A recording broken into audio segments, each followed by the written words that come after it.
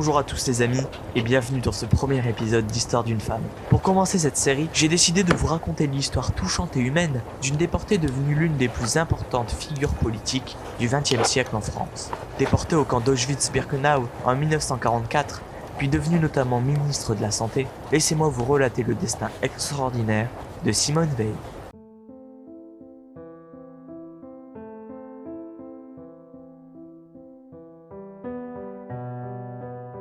13 juillet 1927, Nice. Le soleil brille au bord de la mer Méditerranée, en cette veille de la fête nationale. Une petite fille au même moment a crié pour la première fois. Cette fille, c'est Simone Jacob. Née d'un père architecte et d'une mère au foyer, totalement dévouée à ses enfants, la nouvelle venue est Benjamine, d'une famille nombreuse et aimante. La petite fille est très proche de son frère Jean et de ses deux sœurs, Madeleine et Denise. Ses parents sont juifs, non pratiquants, et sont même de fervents défenseurs de la laïcité. Celle-ci déclarera des décennies plus tard, au sein de son autobiographie, « Mon appartenance à la communauté juive ne m'a jamais fait problème. Elle était hautement revendiquée par mon père, non pour des raisons religieuses, mais culturelles. » En effet, André Jacob, le père de Simone, était convaincu que la religion était une affaire personnelle qui n'a rien à voir avec l'État.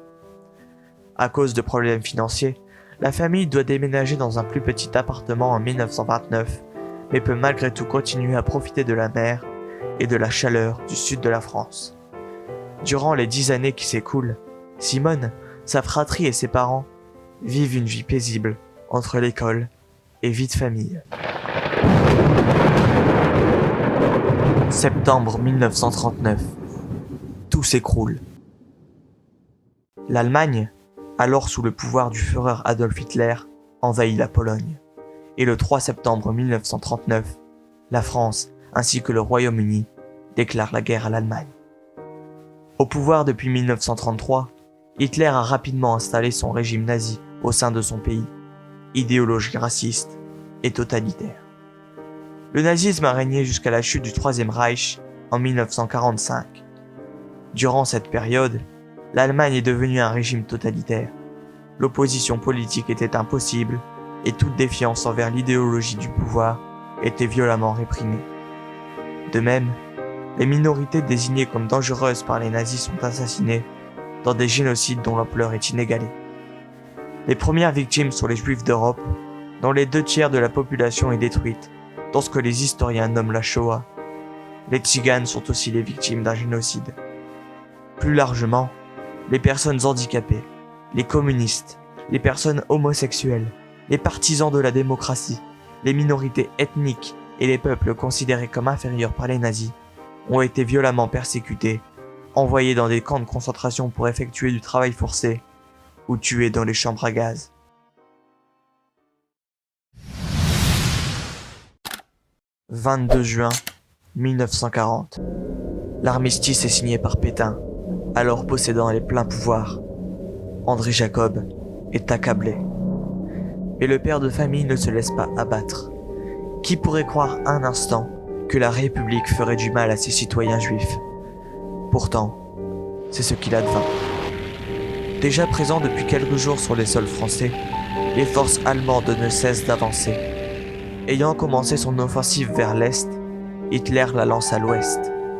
L'armée allemande envahit les Pays-Bas, la Belgique, puis perce le front français et progresse ensuite vers le sud. Ainsi, en 1940, les Pays-Bas, la Belgique, le Luxembourg, le nord et l'ouest de la France sont occupés par l'Allemagne. Avec l'accord d'Hitler, le sud de la France et l'empire colonial restent sous l'autorité du gouvernement français, dirigé par Pétain. Ce dernier engage la collaboration avec l'Allemagne nazie. Heureusement pour la famille Jacob, Nice se situe en zone libre, tout de même contrôlée par le régime de Vichy, allié de l'ennemi. Septembre 1943. Le danger devient manifeste. La Côte d'Azur est prise de contrôle par l'occupant allemand. Étant juive, la famille de Simone doit rester le plus discrète possible dans leur petit appartement de Nice et doivent subir l'apparition de nombreuses lois anti-juives. De ce fait, André Jacob est obligé d'arrêter son travail. Malgré tout, les enfants restent appliqués à l'école et la jeune Simone, alors âgée de 16 ans, passe son baccalauréat. Mars 1944, Nice. Dans Nice occupée, Simone passe son bac. Elle porte de faux papiers. Elle se fait arrêter dans la rue par des Allemands en civil en revenant de chez ses amis, chez qui elle a fêté la réussite de son examen. Au mois de mars, j'ai donc passé le bachot sous mon vrai nom. Et puis le lendemain, j'avais ma plus vieille amie qui habitait Nice, qui était dans la même situation que moi, qui était cachée aussi. Et nous avions rendez-vous, on se voyait de temps en temps avec des amis. Et on avait donc rendez-vous dans Nice avec des amis dans un quartier où nous avions l'une et l'autre habité, qu'on a vu que le quartier des musiciens, et qui n'est pas le plein centre, mais enfin qui est tout de même un quartier de Nice fréquenté. Et dans la rue, on a vérifié mes papiers et je crois qu'ils étaient 2 ou 3 en civil. Son père et son frère sont déportés vers la Lituanie. Elle ne saura jamais ce qu'ils sont devenus. Pour elle, pour sa mère et ses sœurs, c'est direction le camp de Drancy, au nord de Paris, où elle transite avant d'être déportée à Auschwitz. Simone Jacob disparaît pour laisser place au matricule 78 651. Sa mère meurt d'épuisement. Elle s'endort pour rejoindre son fils et son mari. 1945. La guerre est finie. Hitler est mort. À son retour, Simone reprend les études à Sciences Po Paris, où elle obtient une licence de droit. Elle y fera la rencontre de sa vie, Antoine Weil. Les deux se marient quelques mois plus tard et donnent naissance à 3 fils. La jeune mère renonce à la carrière d'avocate, car son mari réprouve cette idée et passe avec succès en 1956 le concours de la magistrature.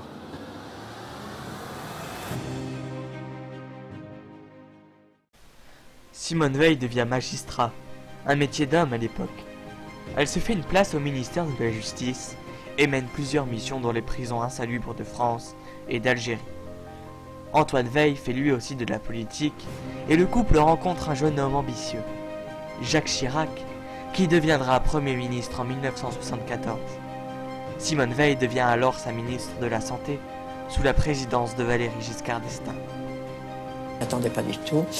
La veille, nous dînions chez des amis et on m'a dit au téléphone, c'était Jacques Chirac qui était arrivé à savoir où j'étais. Son premier dossier, la loi sur l'interruption volontaire de grossesse, légalisant l'avortement.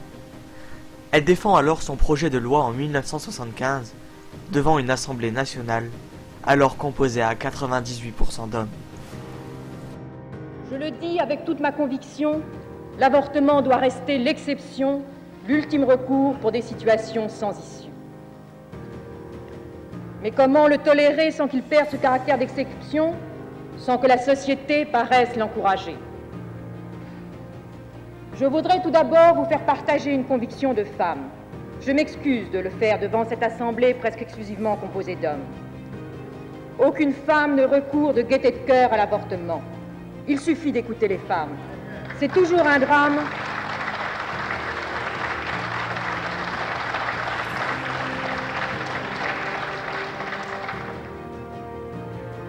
C'est toujours un drame, cela restera toujours un drame. C'est pourquoi, si le projet qui vous est présenté tient compte de la situation de fait existante, s'il admet la possibilité d'une interruption de grossesse, c'est pour la contrôler et autant que possible en dissuader la phase. Actuellement, celles qui se trouvent dans cette situation de détresse, qui s'en préoccupe? La loi les rejette non seulement dans l'opprobre, la honte et la solitude, mais aussi dans l'anonymat et l'angoisse des poursuites. Ce fut un affrontement terrible, dans la rue d'abord.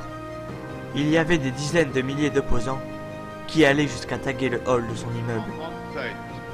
Finalement, la loi est adoptée grâce au soutien des députés de gauche, tandis qu'un tiers seulement de la droite l'avait soutenue. L'Assemblée nationale à adopter. En 1979, elle quitte le gouvernement pour conduire la liste de droite aux élections européennes, au grand malheur de l'extrême droite, qui ne cesse de venir perturber ses meetings.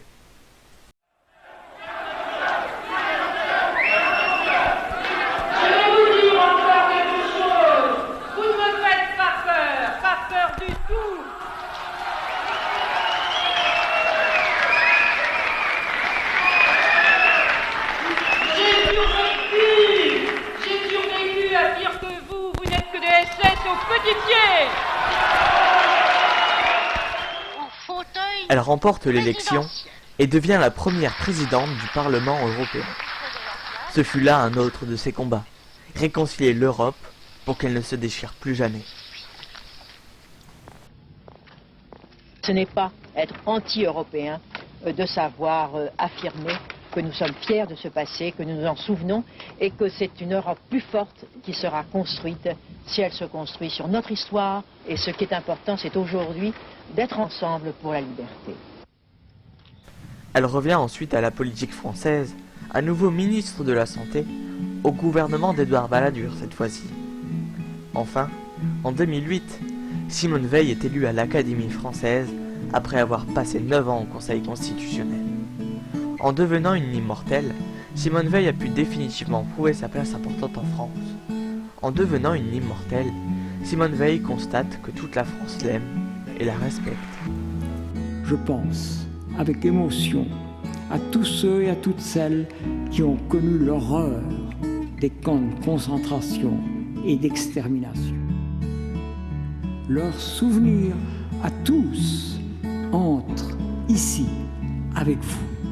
Vous avez dominé ce malheur avec une fermeté d'âme exemplaire. Ce que vous êtes d'abord, c'est courageuse. Et les Français aiment le courage. Comme l'immense majorité des Français, nous vous aimons, Madame.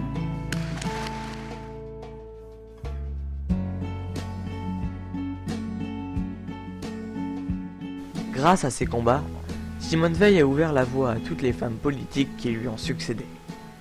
Elle meurt le 30 juin 2017 à Paris et a ainsi droit à un hommage national.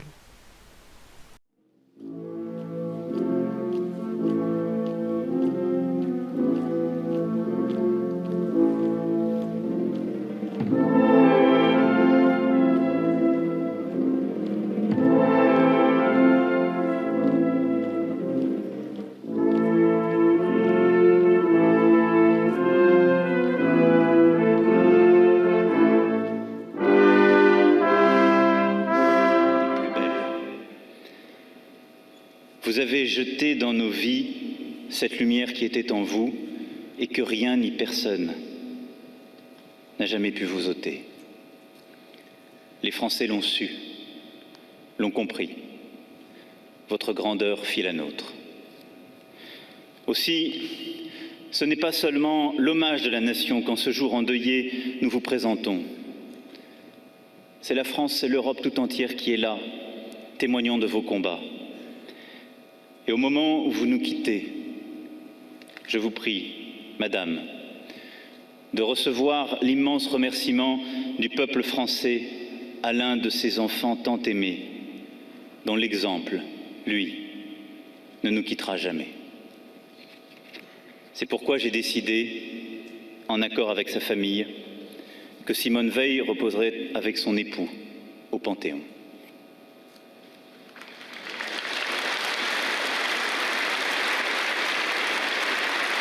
Simone Veil fera son entrée au Panthéon le 1er juillet 2018, accompagnée de son mari Antoine.